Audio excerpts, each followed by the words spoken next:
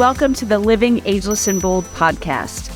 Each episode, I bring you amazing women who inspire, educate, and share their experiences and journeys along the way. So grab a glass of wine or a cup of coffee, find a cozy spot, and let's relax and have some fun hearing what can be accomplished after 55.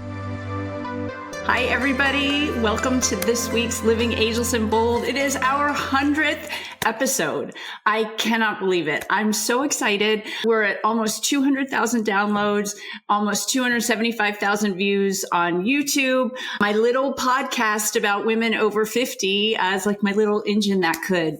So I really wanted to make it special. And she said yes. So I'm so excited. Today's guest exudes joy, like in everything she does. I love seeing her on TV. Her style is joy. Her glasses are always amazing. So probably why she was voted fan favorite on Top Chef. You've seen her on QVC. You've seen her on Good Morning America. 7 years co-hosting The Chew. So please join me in welcoming celebrity chef, TV personality, author, and speaker, Carla Hall. Thank you, Carla, for joining me. You are so welcome. And I want to say happy centennial. That's like 100 episodes. That's nothing to shake a stick at. So, way to be that engine that could. Thank you. I'm really proud of this. It grew out of just a need for women our age to be on a platform. And you know this. I've been following you on Instagram. You get this. But I want to talk about where Carla Hall started. I know you grew up in Nashville, and I know your grandmother was a huge influence in your life, as a lot of our grandmothers were. So talk about young Carla. So young Carla, I was painfully shy. You probably don't get that. I'm borderline introvert, extrovert, which a lot of people don't realize. But I love to do a lot of things. I loved art. I was always the kid who would stay back and help the teacher with the board, that little corrugated ruffle stuff, I was in 4-H. I always did something related to art. So I loved working with my hands. And then I saw my first play at 12 this is coming out. I saw my first play at 12 and then I was like enthralled. And the next thing you know, my mother was putting me in acting classes, theater camp, all the things. And I thought that was going to be my path. And then I went to audition at Boston University. They said no. I said, okay. My sister was going to Howard University. I said, I'll major in accounting because I liked my accounting teacher. Okay, hold on. So there's a big difference between somebody who likes to be on stage and be an actress and an accounting major. And I have a lot of friends who are CPAs, not saying anything. It was just a different personality type. Yeah, it's a different side of your brain. I'm actually very much right brain, left brain. So even though I'm very creative, I'm very analytical. And so, and that shows up in my food. So I majored in accounting. I studied for the CPA exam, passed it. I was like, this is not for me. Went to Paris to model. There's some other things in there. Went to Paris to model. And you just kind of skip over this. No, that's kind of cool. Let's talk about that, because not everybody finishes college, gets their CPA, and then, I went to Paris to model. What was that? That's amazing. It was amazing. I think it was just another outlet to perform. When I look back now on my life, it really is about performing, and I had this thing that had to get out. Being on a runway is just like putting on a character. You have the clothes and you put on a character and you start strutting down the runway.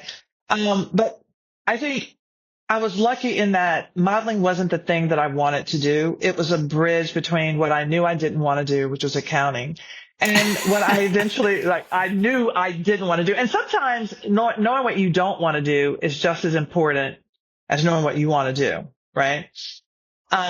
So, and I felt like I would eventually get to the point of what I wanted to do. And my grandmother said, it is your job to be happy, not to be rich. And my sister doesn't even remember this, but I took that to heart because I guess I needed it. When the student is ready, the teacher appears. That statement was one of my teachers, one of my messengers, the messages that I held on to so that I could keep moving and not feel lost. Yeah. So wow. I How did old that. were you when you did? How old were you in Paris? I was 23, 24. Okay. So, and a lot of 24-year-olds wouldn't walk away from being a model in Paris, but that wasn't bringing you joy. Right. So then what? Then when I was in Paris and London, I started cooking for people as an act of gratitude because they were allowing me to sleep on their couches. And I started going to the grocery store and getting, in the American bookstore and cooking. And then my agency went bankrupt. And my mother got sick. So it was a good time for me to come back home, and she was fine. And then I was like, okay, I don't want to live with you in Nashville. That was very clear. So I went back to DC where my sister is, and I started, I catered her baby shower, and then I started a lunch delivery service after that as a fluke. And I just went to hair salons, barbershops, doctor's offices, door to door, hawking my food. And then I went to college. I did that for 5 years. And when I tell you I worked every day, I literally worked every single day. If you were visiting me, you were either prepping or shopping or, delivering. That was my whole thing. And then after doing that for 5 years and learning, like sort of guerrilla warfare, then I went to culinary school at 30. And then that's when I learned the theory behind what I was doing. Wow. And for all our younger people listening and watching, you are another example of hustle. You guys, if you want to get things done, you got to work. And we've heard it from so many of my guests that really successful women did that. They knocked on doors. They, here's my tape, here's my resume, here's this. And they just, I had Hannah Storm on recently and her, a woman trying to break into the sports world. Yeah. And I think she sent like 300 resumes before somebody finally, and they put her on as a joke. Like they didn't think it would stick. Like we're going to put a woman on for sports. Right. Hello. So, yeah. But you are a prime example. Look how successful you are. And 5 years of working every day. So I love that. Yeah. I just figured it out. And I also think that, and there were ups and downs. I mean, it felt like a lot of downs. I mean, I remember crying in the shower on my knees, and I said to my mother, stop giving me anything. I want your moral support. I really don't want your financial support. And by her taking that away, I had to do it, but I knew that she was there. So there was a part of me that knew she was there to help me, right? If I really needed it, but I also needed to just sort of fail on my own. And I did a lot of that. And I call that failing forward. We have to fail forward. And I am not afraid of that. Right. And I think a lot of people are. I think a lot of people take it personally. I remember having a spiritual reading at 30 and someone saying, your 40s are going to be amazing. I'm like, wait a minute. I'm 30. I mean, not even in my 30s. I was 30. And you're like not 40, but in my 40s. So you're talking 10 plus years. So I had to buckle up, and everything was necessary. And I always say, the people who come to you and all of these things that are hard, they're the messengers of your lessons or the blessings of your lessons, right? Or the messengers of your blessings. I'm sorry. And so from now looking back, I am ready to have those lessons. I don't shy away from them because I've seen time and time again how everything happens for a reason. I may not know why I'm going through this, but nothing is wasted. Nothing. But if you don't participate in life, that's when you get frustrated. That's when you have this that's when you just get a little frustrated with life because you're not really participating. You want it to be handed to you. I love the participation. It's so interesting. I had a reading as well a few years ago, and basically they told me I was going to have this platform, and they said it is going to grow and grow, and you are going to empower women. Like, this is what you are supposed to do. And I'm thinking, what? I don't want to do it. And we didn't even talk about a podcast yet, but I'm like, no, what are you talking about? But like you said, if you're open to it, you see the signs, and things just kept happening and happening. I'm like, this is what I'm supposed to do. I'm supposed to share your story and all these with these 99 other women. I have this voice now that I can bring it out and spread the word and inspire younger women and older women transitioning, in your 50s. It's a whole new chapter. So, and what I love about that, as you're talking about it and the thing that you're doing, when we're younger, we are focused on how we look. I mean, I'm not saying all the time, but it's more surface, right? And as you get older, you have this wisdom. So when people are like, oh my God, I'm 50, but you have the wisdom and you have the benefit of looking back. So what are you going to do with the wisdom? You didn't have it when you were younger and cute and nice tight skin and a cute little button breast. But now you have the wisdom. I would rather have the wisdom any day over the looks, any day, because now I'm at a place where I can do something with it and make different choices. Yeah. And I don't care as much. Oh my God, the bucket of fuck is so big.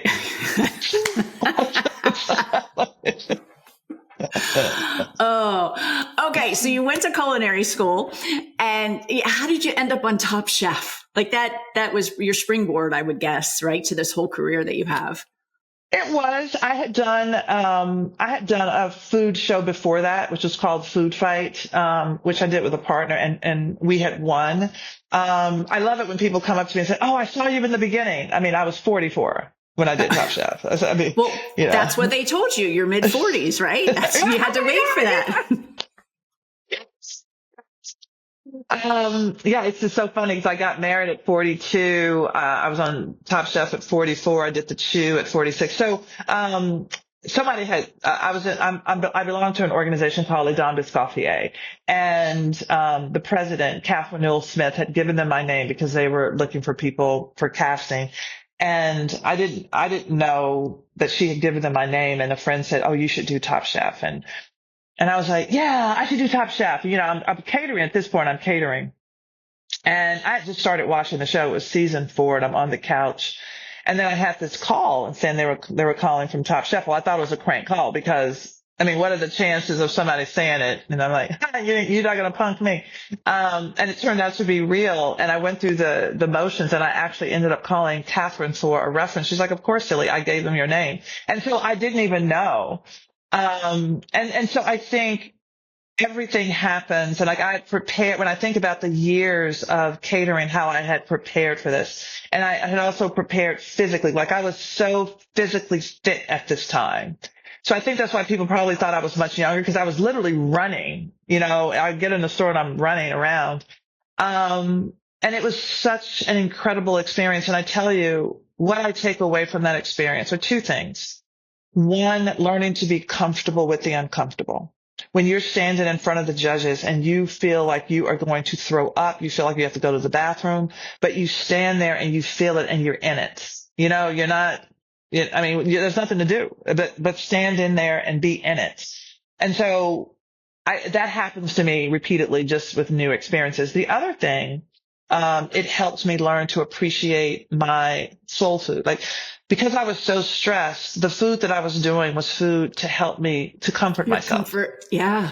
Mm-hmm. And I didn't realize I was doing it. I didn't realize that the foods that I was making they were really the foods that I wouldn't do if I were to plan a menu, because I would go over to the French food, right? I would skip over my culture and go somewhere else. And it was the fans who were like, "Oh my God, you're the one who does soul food." I'm like, "I am?" Right. And they kept telling me this. I was like, the universe was like, "Girl, this is what you're doing. Hello. This is the food that people are," I mean, exactly. Hello. And so it was those 2 takeaways that honestly I credit to this franchise for helping me find, more of the path that I was supposed to be on. That's great. And then your grandmother was a big influence right? On the soul Yes. food. And so how'd you make that shift? So now you've got it. The universe has spoken and you're like, I Hmm. am soul food. But you had to shift then I had because to you, shift. And now that I've gone to culinary school, I'm cooking.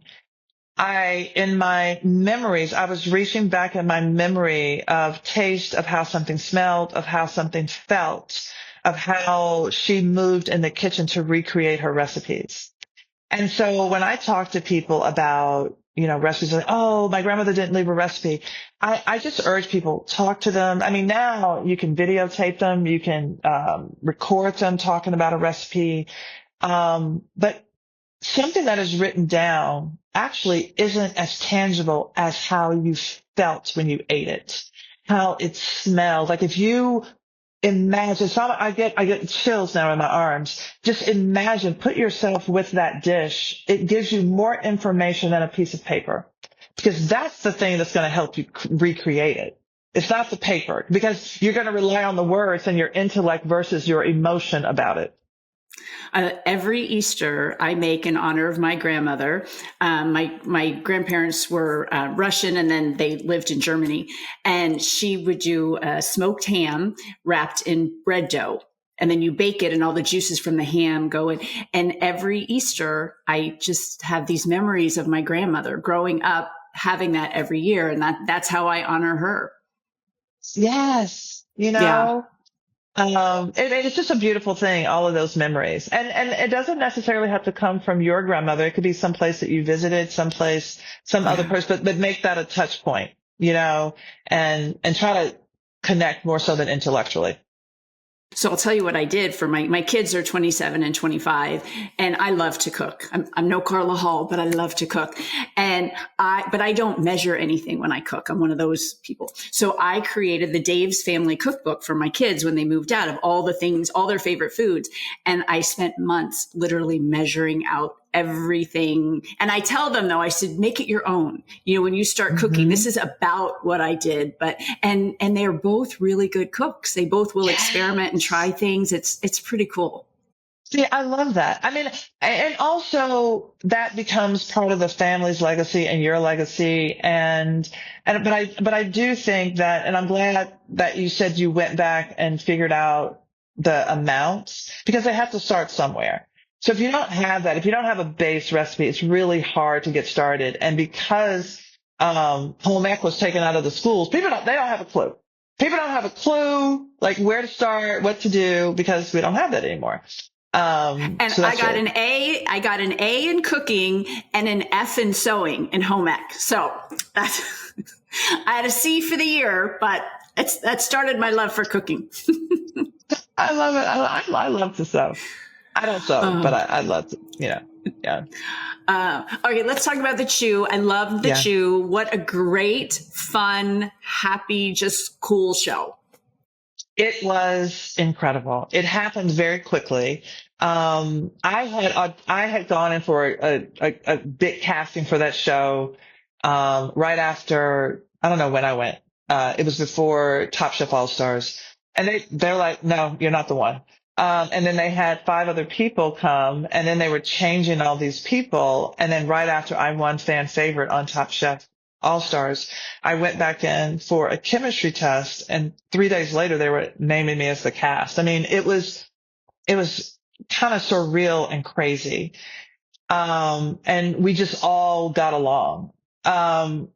1,200 episodes over 7 seasons. I probably Wow. missed 1,200. I probably missed maybe 10, if that. I didn't miss a lot of work. I think that it was really hard the first 3 months. I mean, I'm sorry. Did I say months? I meant years. Yeah. It was really hard the first 3 years. And, because I was like, I've been given this platform, and I said to my spirit guides, I know I'm that person. Like, I am what am I too. It's supposed okay. to, what am I supposed to do with this platform? I knew that everything that happened so seamlessly for me to get there was telling me that I was there for a reason. And my prayer every day was authenticity. to really be myself while others were telling me how to be on television. And I tried the way that they were telling me, as I thought that would help me. It did not. And so I was very frustrated for the first 3 years until I had a come to Jesus moment with myself and them. And where things started to turn around, I saw a media trainer, Joanne Stevens, an older woman who was like, I want to help you be the best version of yourself. And she said, when you see the camera, I want you to talk to your next boss. And somehow just those words gave me the courage to say, okay, if it's not this job, it's another, right? And so I wasn't like being performative for that job and the scarce mentality for that job. But then after 3 years, everything clicked and I just became more of myself. But I'm going to tell you, in the beginning, when I'm feeling very self-conscious because I'm around, it was Mario and Clinton and Michael. They'd all had done television before. They'd all been media trained. They had a lot of experience, and Daphne and I had the least amount of experience. And so I would get really worked up.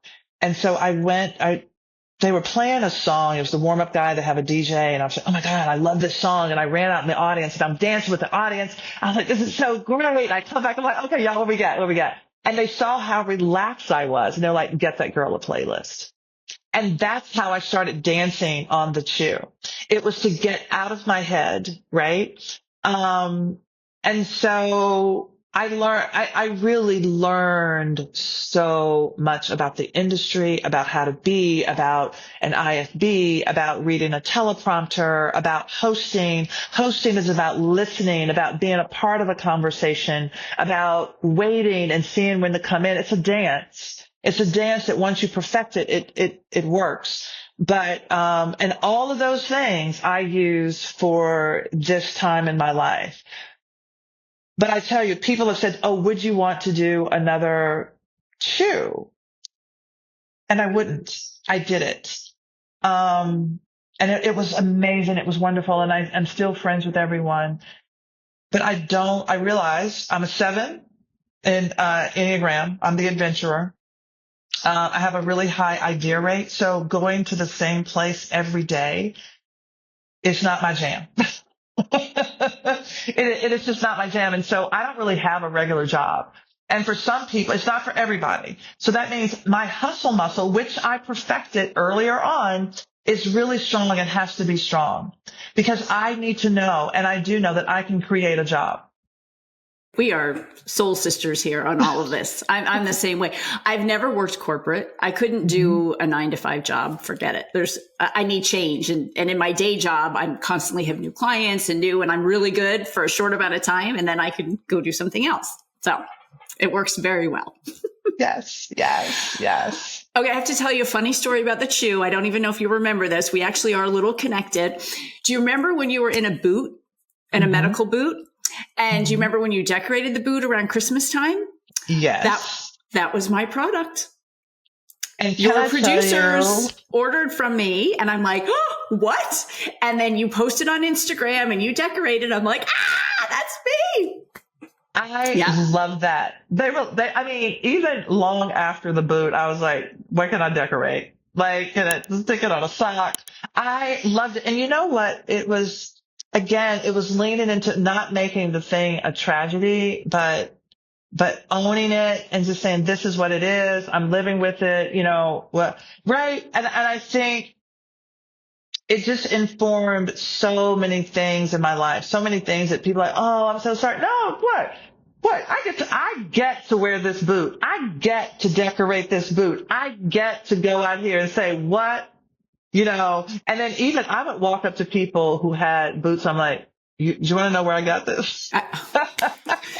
You were my influencer before influencers were even a big thing. So yeah, I loved it. Oh, that's exactly why I did it. It was to turn that into that's good. There were so many people going to weddings and in these awful boots. And then the doctors who think it's a good idea to put their name on your boot, like a big, such and such orthopedics. It's like, get that off of it. That's horrible. Okay. Yeah. Why are you doing get that to me? Okay. You have a new book coming out. Let's talk about that. So I have my second children's book, which I'm super excited about. It's Carla and the Tin Can Cake Party. It's another story where my sister and I are at my grandmother's house, my grandmother and my grandfather Doc in Lebanon, Tennessee, which is about 30 miles outside of Nashville, where we used to go in the summer and on the weekends. And we used to spend like a week or so in the summer. And we used to play this game called Deary, where we would play dress up. And in the book, I am playing dress up with my sister, and I decide to have this tea party, and things go awry. And I was thinking about all of the beautiful things that I'm grabbing, like my grandmother's yo-yo quilt and all these things. And then, it was just a hot mess. And she said, Carla, the party was missing one important thing. And that's when she teaches me about cooking with love. And that the whole story about it's about cooking with love. So we go into the kitchen to make this, no bake, tin can party, which is like oh my God. So pause for the minute. So, like the cooking, the ice cream, the icebox cake. So we're making an icebox cake. But I make it in small vegetable tins, and the message there, because I can't say it, is to get for the kids to get their vegetables. And then once the vegetables are gone, you'll have this tin to make this cake in. Oh, I love that. Yeah, it's like the little tiny can, the tiny tin, the tiny vegetable tin. So, I love the story. The first one I had the help of Kristen Hartke, Carla and the Christmas cornbread. And this one I wrote myself. And funnily enough, I was looking for a writer, and they were charging so much. And my literary agent said, Carla, can you just do it yourself? I'm like, oh my God, I'm so glad you said that. It was this, I needed someone to say, you can do it. And I love to write, and I love short stories. And so I talked to my editor. She said, of course. I said, look, if you don't like it, then you can help me, but I really want to do it. I really want to try it. So it's the first one that I wrote start to finish. That's awesome. Congratulations. Yeah. Thank you. And let's just throw this out there. What age were you when you wrote this book? I was 58. That's all. So one of the things, I have a lot of guests who come on all different stages of life, but they say this after 50, this reinvention, go back to your childhood. What brought you joy? And we've just done a full circle with you, Carla, that you loved art, you love this, and now you're writing children's books.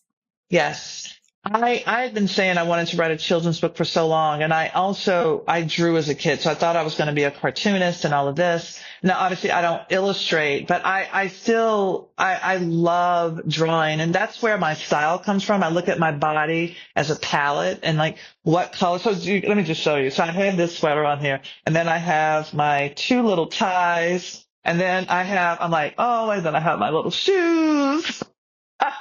So my whole thing is what do I want to put together today? Every day is very different.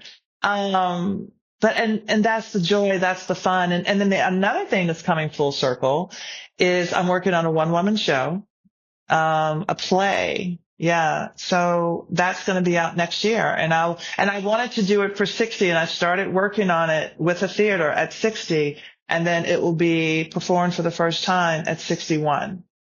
See, it's never too late, ladies. Never, ever, ever. What's your play about?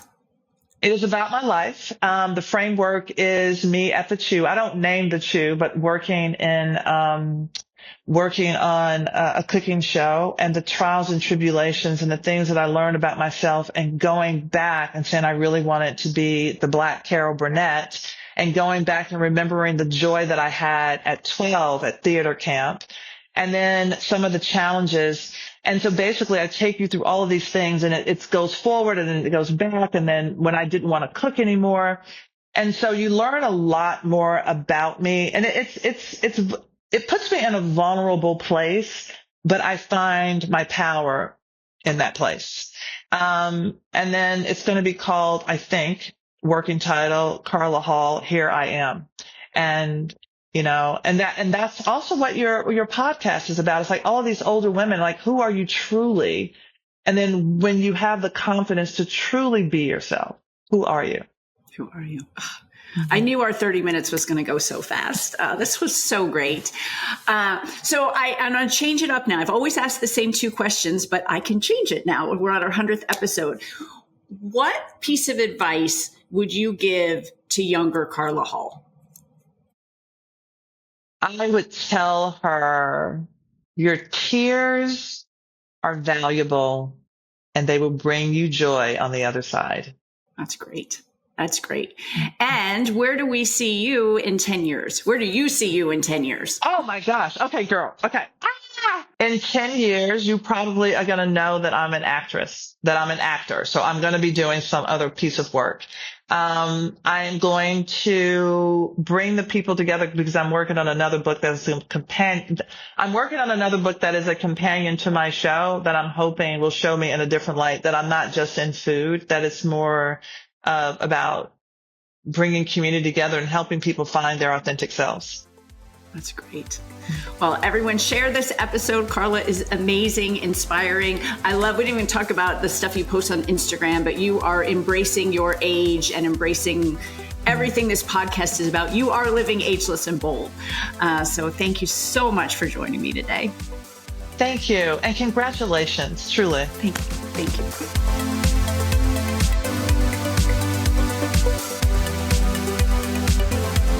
Thank you for listening or for watching this episode of Living Ageless and Bold. If you haven't already, please make sure you hit subscribe. And if you like the episode, I hope that you will give us a great review. You can also head over to livingagelessandbold.com and sign up for information, inspiration, and exclusive opportunities for us, women over 55. Thanks for listening. And remember, no matter what you do, keep living ageless and bold.